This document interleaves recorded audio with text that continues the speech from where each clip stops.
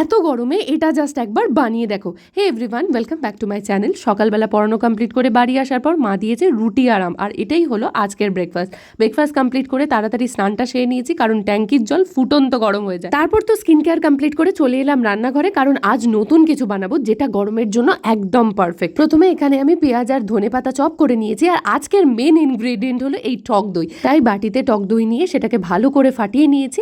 এদিকে কড়াইয়ের মধ্যে সর্ষের তেল গরম করে তার মধ্যে জিরে ফোড়ন দিয়েছিলাম, তারপর দিয়েছি রসুন, তারপর দিলাম পেঁয়াজ কুচি, দেন অ্যাড করেছিলাম কাঁচা লঙ্কা বাটা, তারপর একে একে সমস্ত মশলা দিয়েছি হলুদ, জিরে, কাশ্মীরি রেড চিলি পাউডার, আর সবশেষে দিয়েছিলাম কারি পাতা। সমস্ত কিছু ভালো করে মিক্স করে গ্যাসটাকে অফ করে দিয়েছি। তারপর ফাটিয়ে রাখা টক দই দিয়ে দিয়েছিলাম পরিমাণ মতো নুন, আর এখানে চিনির বদলে গুড়। ওপর থেকে ধনেপাতা ছড়িয়ে দিলেই রেডি হয়ে যাবে আমাদের দহি তড়কা। এখান থেকে যা সুন্দর গন্ধ বেরোচ্ছিল না, এত গরম যখন কিচ্ছু তেমন ভাবে খেতে ইচ্ছে করে না, তখন ভাতের সাথে এই দহি তড়কা খেয়ে দেখো। I am sure you will love it.